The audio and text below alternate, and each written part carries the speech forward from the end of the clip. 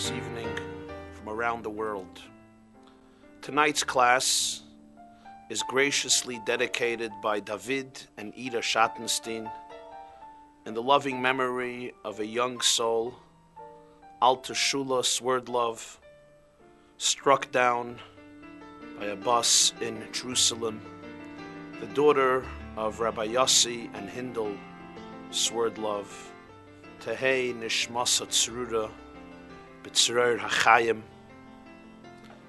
The class is also dedicated by the Schattensteins, in the loving memory of Rabbi Gavriel Noyach and his wife Rivki Holtzberg, struck down in the terror attacks of Mumbai last year, and all of the Kedoshim of Mumbai, India. Tonight, we are going to explore an intriguing and enigmatic observation in the Talmud, which deals with the different way in which men and women deal with having guests at their homes. And it's an observation in Talmud which naturally is misunderstood by many, and sometimes can even get some people upset. And it all begins with a seemingly superfluous word, one extra word, in the Torah portion of Vayeira. The beginning of Vayeira tells the story of the three people who come to visit Avraham and Sarah, Abraham and Sarah at their tent. And when Abraham observes the three men walking by his tent, he runs out and he invites them to his tent, wants to offer them food and water and to relax under the tree, and extends his legendary generosity and loving hospitality towards them. Open up your curriculum right below the video to source number 1. The Torah says in the beginning of Vayeira, Genesis chapter 18, verse 6, Vayimahir Avraham Mo'ela El Sarah. Avram rushes to the tent to his wife, Sarah. Vayomer, and he tells her, Mari, swiftly prepare Shloish Se'im Kemach Soilos. Prepare 3 sa'ah, which sa'ah is a measurement, 3 sa'ah of meal and fine flour. Lushi, knead the dough, which you will make from the flour, vasi ugais, and bake cakes. What perturbed the Talmudic sages and all of the commentators is 2 words. Avraham tells his wife, prepare kemach and soilus. Kemach is inferior flour. Soilus is fine flour. Kemach, which we translate as meal, is coarse flour. Soilus is much more refined flour. Did Abraham ask his wife to prepare kemach, inferior flour, or soilus, fine flour? Which one? Rashi, Rabbi Shlomo Yitzchaki, the most basic biblical commentator, gives us his interpretation in source number 2 in your curriculum right below the video. Zok Rashi, kemach soilus, soilus le'ugos. Kemach la'amalon shal tabachim lechasis es hagdeira v'lisha v'sazoyama. In English translation, Avram told her to prepare both meal and fine flour. The fine flour was for the cakes, and the meal was for the starch used by cooks to cover the pot and to draw out the scum, the dirt. So the kemach and the soilus were used for 2 different purposes. The fine flour he actually asked her to use for the cakes, and the meal, the inferior flour, is just used for the pot itself. The Talmud, the Gemara, asks the same question, but presents a different answer. Open up your curriculum to source number 3, Zog the Gemara Baba Metzia. Daf Pei Zayin Amid Aleph, tractate Baba Metzia 87a. So the Gemara quotes this verse and says, Ksiv kemach uksiv soilus.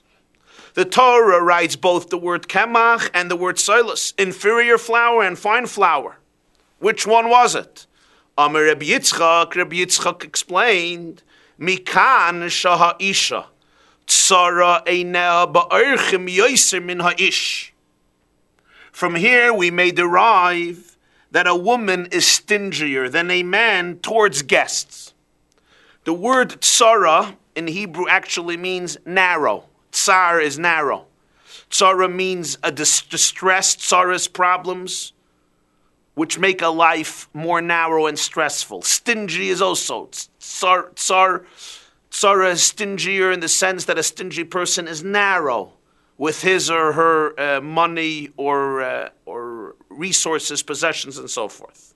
So the literal translation is a woman's eyes are more narrow towards guests than a man's eyes. The English translation is, a woman is stingier than a man towards guests. I am emphasizing the exact translation of the word because it's necessary for the continuation of the class. Now, first of all, what does this mean? What does it mean that a woman is stingier to guests more than men? Is it really, could you really make a general statement about men versus women? It depends on the man, it depends on the women. Some women, I was preparing the class, so I shared this observation in Talmud with my wife. So she tells me, she says, not my mother. My mother is extremely hospitable to her guests. Some men are very hospitable, some women are very hospitable, some men are inhospitable, and some women are inhospitable. Some people like guests, some people don't like, some enjoy, some don't enjoy. The quality of selfishness has not been conferred upon women more than men. There are selfish women and there are selfish men. There are unselfish, very kind women and there are very kind men. So first of all, what does the Talmud mean? What does Rabbi Yitzchak mean, making a statement that a woman is stingier than a man towards guests? That's number one. But before we get into that, let's understand, where does he prove it from? Avram says kemach and he says soilus. From here we can derive that a woman is stingier towards guests, more than men. Where? From where can we derive it? Source number 4. Rashi Ksav Yad Yashan. Rashi, the great commentator on the Bible and on the Talmud, his name was Rabbi Shlomo Yitzchak. His father's name was Rabbi Yitzchak. He lived in the 11th century in France, in Troyes in France, was also for a while studying in Germany, in Vermeisen, Worms, but primarily lived in France, and he wrote his classical, timeless, most foundational and basic commentaries on the basic Jewish literature, on the Tanakh, on the Bible, and on the Talmud, on the Gemara. Rashi in the 11th century didn't type up his commentary, he wrote them. And he often wrote different versions. A lot of his commentary is found in different versions because he wrote, that was copied. He revised, and that was copied in many manuscripts. He edited, sometimes once, twice, 3 times. So sometimes we have different versions of Rashi. Some are attributed to himself because he revised his texts, his manuscripts several times. And sometimes, since there was no press, printing press, everything was copied in the handwriting, so it could be a mistake of a copier. Somebody who was copying the original manuscript, or the copy of the original, or the copy of the copy of the copy, etc. In the old handwriting, there's an old Ksav Yad of Rashi. And Rashi on this Gemara says, Hu amar kemach v'hi soilus. That the way the Talmud is explaining the verses, Avram said kemach and Sarah said soilus, which means Avram comes running to the tent to his wife and he says, Sarah, we have guests. Please fast, prepare 3 sa'ah of kemach, of coarse flour. Sarah says, no, soilus. I'm going to prepare fine flour. And then Avram continues, knead them and make them into cakes. So why does the Torah use 2 different words? Because there was an argument. Avram Avinu said, Kemach, unfine flour, inferior flour, and Sarah said, no, we're going to prepare silas. We're going to take the best flour for the guests. This is, as I said, an old Ksav Yad Yoshin and Rashi, quoted in the Haggadah known as Ma'aseh Nisim of Rabbi Akiva of Lisa. In his Haggadah Ma'aseh Nisim he quotes it. And this version is quoted in various sources among various commentators. In fact, it also seems consistent with the order of the pasuk. Which word comes first? Kemach, then silas. Who is speaking? Avram is speaking. So who would we suggest said the first word? Kemach. Avram Avinu. So Avram said to Sarah, prepare coarse flour. And then the Gemara says, Sarah said silas. If this is the case, the whole Talmud doesn't make sense.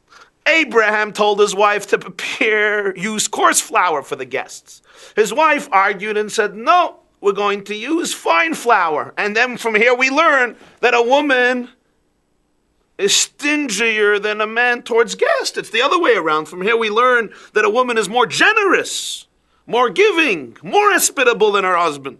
Her husband wanted to use coarse flour. She wanted to use fine flour. And yet the Talmud says from here we learn a woman is stingier than a man towards guests.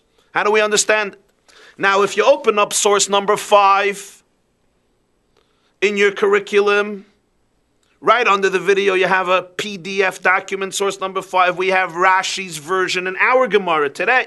What does Rashi say? He amra kemach v'hu silas. She said kemach and he said silas.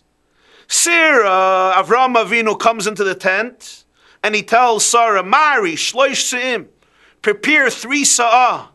And Sarah says, Kemach, should I prepare coarse flour? And Avram Avinu says, no, silas, prepare fine flour. So we can understand the Talmud. Rabbi Yitzchak is saying, look, her initial thought was to prepare coarse flour because she was stingier towards the guest. She didn't want to use the best flour. And her husband said, no, let's use the best flour. That version, we can understand the proof according to this explanation. But according to the first version of Rashi, and as I said, many commentators, you have the Ksav Sofer, you have the Chidah in Pesach Einayim, you have the Ben Yehoyada, the Pardes Yosef brings, I'm quoting different commentators who bring this version, that Sarah said silas and Avraham said kemach. According to this whole statement in the Talmud seems difficult to understand.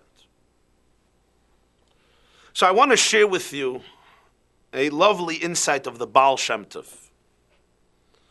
Rabbi Yisrael Baal Shem Tov was the founder of Hasidism, of the Hasidic movement of Chassidus.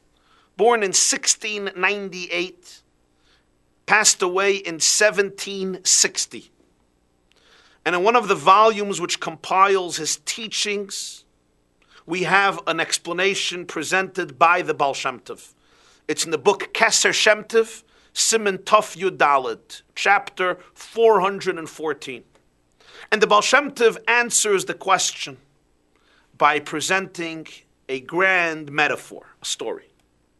And it's a story about a lion who once assembled all of its cubs.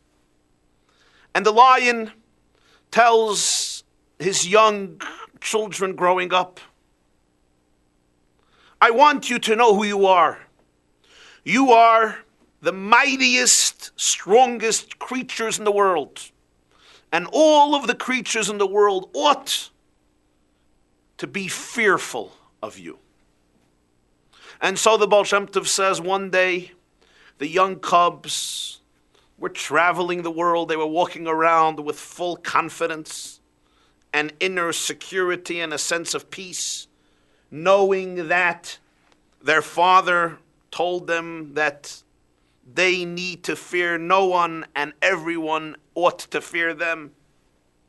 And in their travels and their journeys, they one day arrive at a destroyed mansion. And they enter into the destroyed mansion, and the mansion has an impressive art gallery with many different pieces of art and portraits.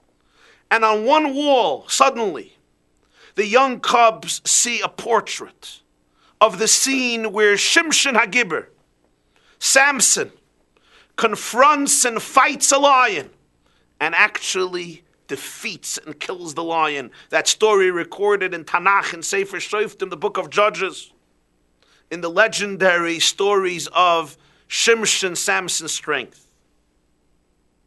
When the cubs saw this portrait,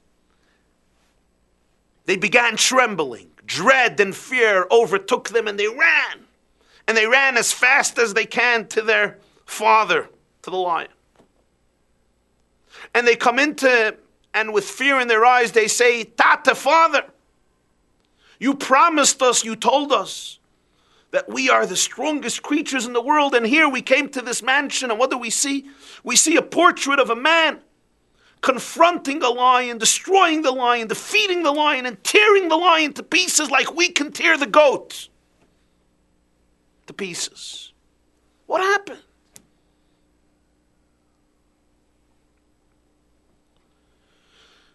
And we were frightened when we saw this scene.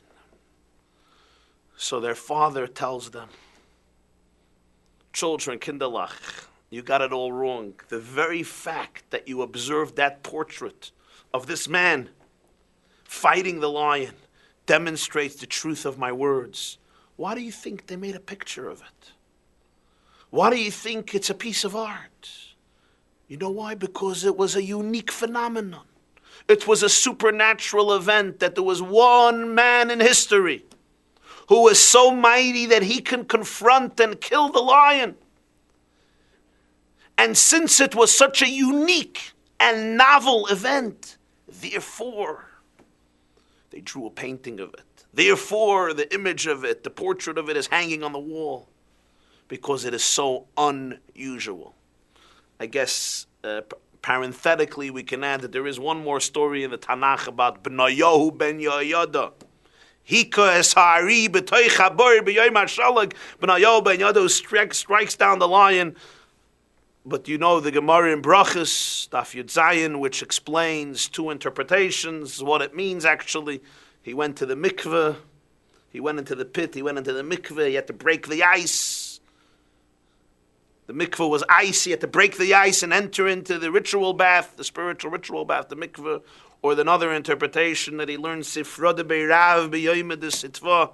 He learned Toras Koyanim, the hardest of all of the books, the hardest of all of the Talmudic Midrashim, the commentary on Vayikra, and he learned it in a cold day. Back to our story.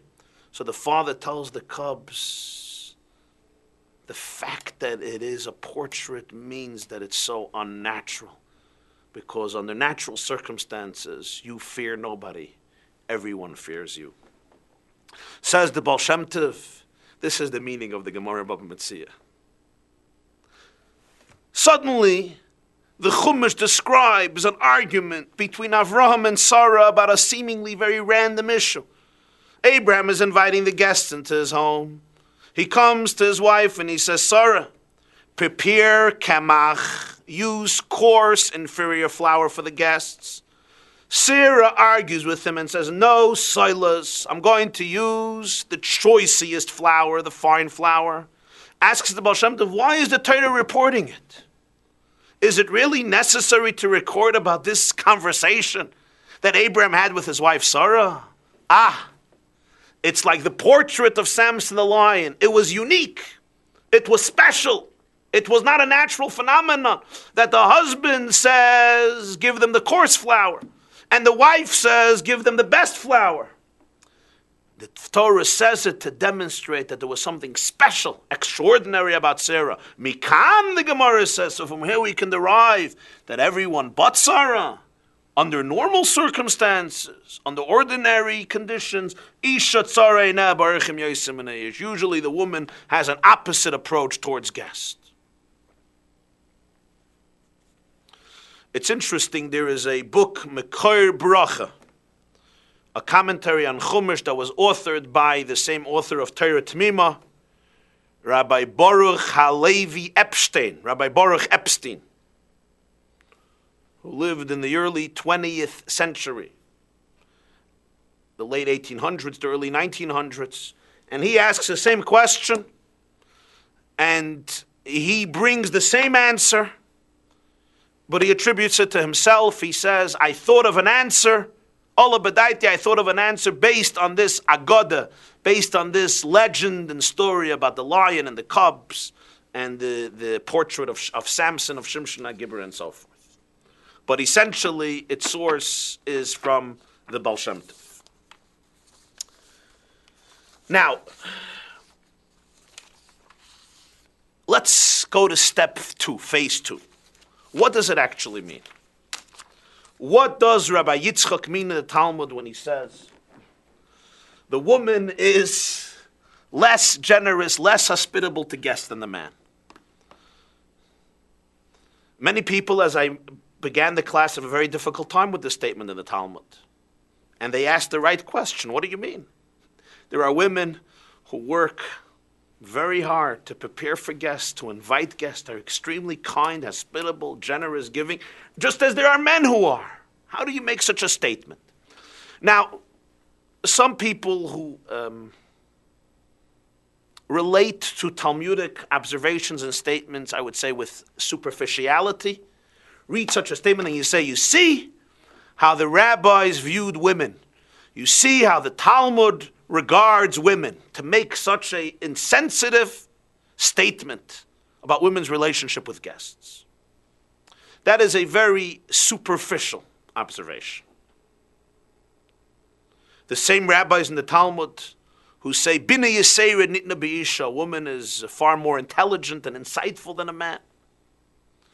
The Talmudic sages were articulating deep truths about the mental, psychological, emotional, biological, and spiritual makeup of men and of women.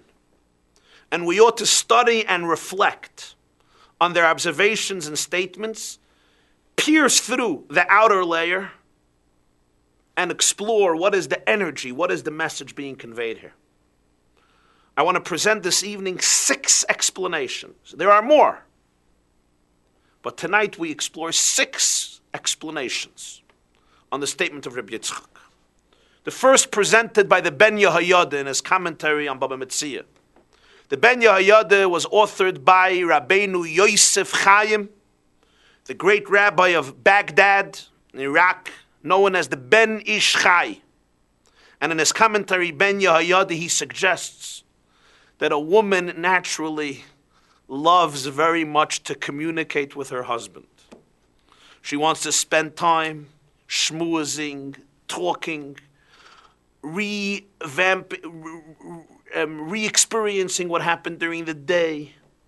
She wants him to talk to her. She likes talking to him. That's her nature. And therefore, when guests come, it's hard for her. It's difficult for her.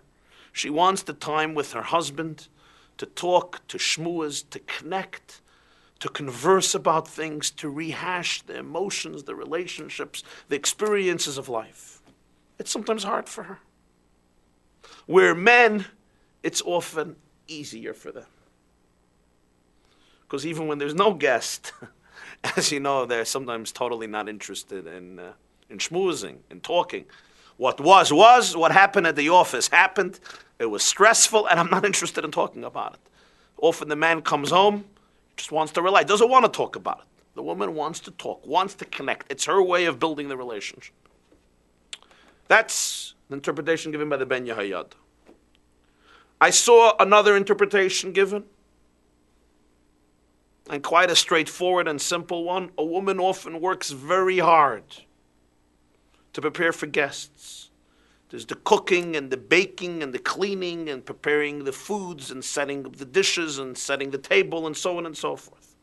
And sometimes it's very difficult, and often the husband doesn't help and doesn't even appreciate and doesn't give her the respect and the attention she deserves. And then when the guest comes, he gives the guest undivided attention and affection, and it's sometimes very difficult for the wife to have guests. Because often in the home, She prepares and works so hard, and it's hard for her. And sometimes she's jealous of the guest. And sometimes the husband really behaves in a way that he should not behave. He doesn't help. He doesn't show appreciation. He doesn't appreciate the hard labor and work his wife is enduring to prepare for the guests. And it becomes very difficult for her. There's another explanation that's given. And this has to do with another difference that we often see between men and women. Women are very meticulous, or many women are very meticulous about the aesthetics of a home. What the table looks like, what the food looks like, how many courses, how many dishes, how many portions, the type of food, the colorfulness of the food, the diversity of the food. Some men are often clueless or careless. So sometimes for a woman, it's much more difficult to have guests. It's a much more stressful experience. Some men don't understand this. Because they don't just take out some food, we'll take from the store, we'll take from here, we'll take from there. For women, it's often extremely important to impress the guests. The guests should feel extremely comfortable and nourished and nurtured with gourmet food. And I'm not getting into here who's right, who's wrong. You need some type of healthy balance and equilibrium, obviously. Because sometimes people get so stressed out about guests to a point which is simply unfair to them and unfair to their husband and unfair to their children and unfair to the household and unfair to the guests too because they can't feel comfortable. But that's a separate discussion. People have to be a little introspective and sometimes see if we're not overly sensitive and meshuggah about it. But in any case, it's harder for her with the guests. Her preparations, what she needs to get the house ready for guests is far greater than what he needs. So therefore, it's more difficult for her. And then there is another interpretation.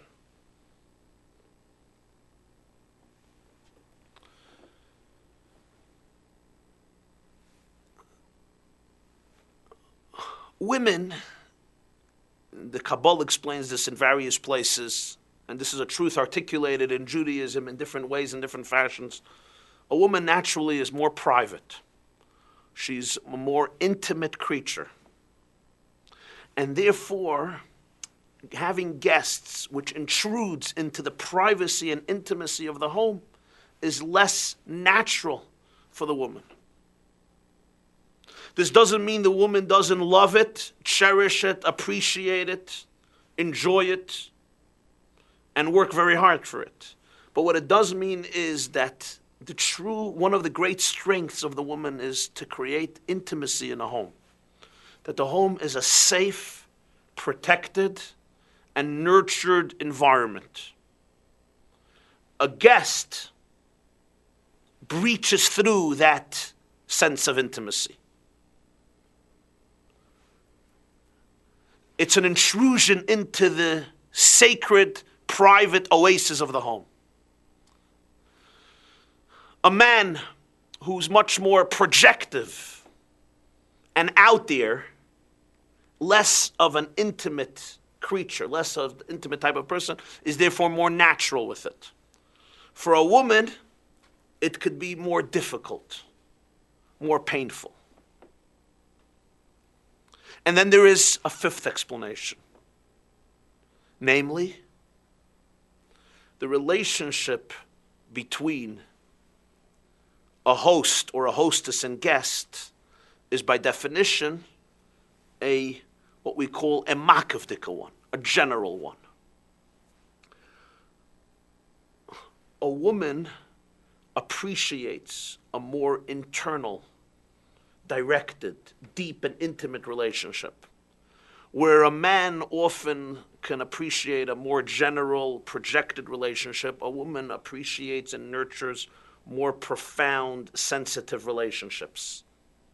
Because by nature, kol kvuda bas malach pnima, a woman is a more internalized person. And therefore her relationships are also more internalized. And therefore, when guests come, where you need to entertain them and often project to them, it runs often against her grain, against her nature, being that she appreciates a more intimate relationship, which is difficult to experience, certainly initially with the guest, with the setup of guests. It's more of a masculine thing. And now we come to the ultimate explanation, presented by the Mezritcha Maggid. The Mezritcha Maggid was a pupil of the Baal Shem Tov. And in the compilation of his teachings, Oy Torah, on the portion of Balak, he gives the following explanation. And here I go back to the word tzara. The Talmud says, Mikan shaha'isha tzara eineha ba'orchim yosem min ha'ish. From here we learn that the woman is stingier than a man towards guests, but the word tzara doesn't literally mean stingier, it means narrower. Says the Maggid, the Mezritcha Maggid, Rabbi Doiber of Mezritch, he gives the following interpretation. He says a woman's unique skill and talent is to narrow the influence, to narrow the energy towards the guest, directed towards the guest more than the man. Meaning, we're not only dealing here with a physical statement about a home. Guests are coming to your home for dinner, for lunch, for Shabbos, for a holiday, for a party, for an event, for whatever it is. And for the woman, it's more difficult than the man. We're dealing here with a deeper statement about the very concept of guest. What does a guest represent? A guest represents somebody who is not in his or her own home, not in his or her own natural habitat and domain, and they're coming to your house to receive food, nurture, inspiration from your table, from your home. So the oirach is the makabel, the recipient. The host and the hostess are the mashpiyim, are those who give.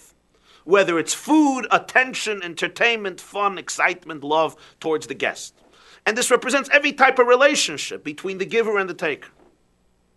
The uniqueness of the woman is that she makes sure to narrow down and direct the flow of energy towards the specific needs, disposition, personality of the guest. Where a man often likes and enjoys a more general projection. He speaks, he sings, he entertains, he schmoozes, he tells stories. And what's often important to him is he had a great time. He bonded with the guest in a certain way. There was a good energy, there was a good atmosphere, there was good food, there was great ambiance, great atmosphere. Everything was good. Es hat geknackt, they say in Yiddish. A woman is more sensitive to the particular personality of the guest. It's not just about the general atmosphere and ambiance. The man is sitting at the head of the table and he's projecting and he's entertaining and he's engaging and he's schmoozing and he's introducing and he's networking.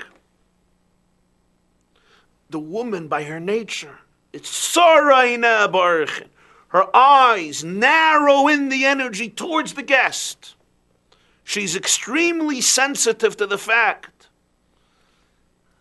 that every single guest has his or her own needs, individual personality, and they're not just part of a collective experience, and thus takes the energy and tries to narrow it in towards the guest. So that the guest should receive what he or she needs as an individual. She tries to focus her attention towards the person as an individual person. Listen to them and speak to them on that level. And the Maggid explains that this is true also on the spiritual level, the root of masculinity and femininity and godliness.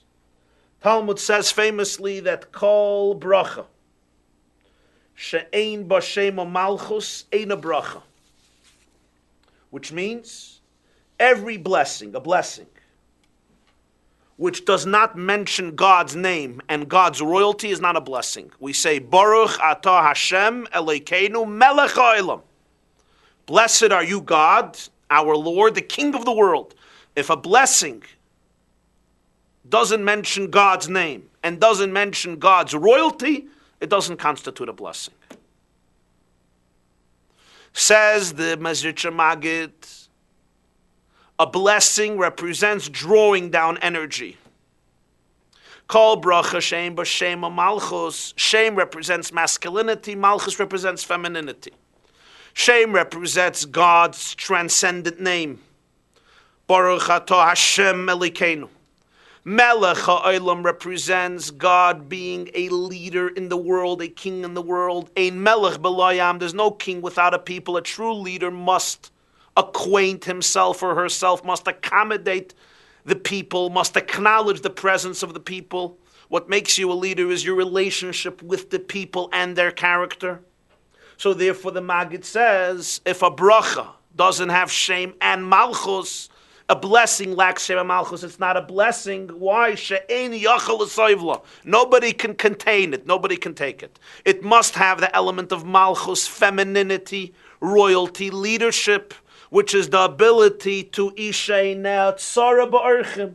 It's the ability to narrow in the influence, what we call tzimtzum, contract and limit the influence towards the guests.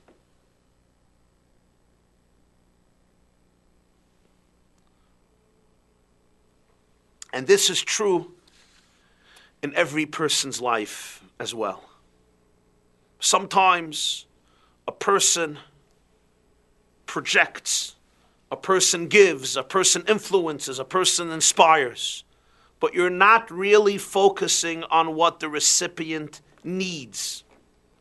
When God creates the world, He does not only generate an infinite flow of energy and light and inspiration and vitality. That would be great. He'll express himself. But the world can't take it. Because we have finite parameters, we have limited boundaries, and therefore God engages in a process we call in Kabbalistic literature tzimtzum, suspension of His infinity, withdrawal of His infinite light, creating a vacuum and an empty space where finiteness can emerge. In other words, God contracts and limits His infinity because He realizes if you want a relationship, it's not about projection of self, but it's also about suspension of self, creating space for the other. And these are the two components of masculinity and femininity and godliness. Shem and Malchus. Baruch atah Hashem and Melech ha'olam. One represents His ability to project infinitely, and one represents His ability to create space for otherness and build a very directed relationship tailored towards the personality and the needs of the other by limiting yourself and lending an ear and a heart towards the other to be able to absorb them. And generally speaking, this is one of the unique qualities of femininity versus masculinity. This, says the Maggid, is then the meaning of the Talmud. Mikan she'isha ineh tzora ba'archim yoyse me'ayish. On a spiritual level, the ability to be narrow and appreciate that which the guest actually requires.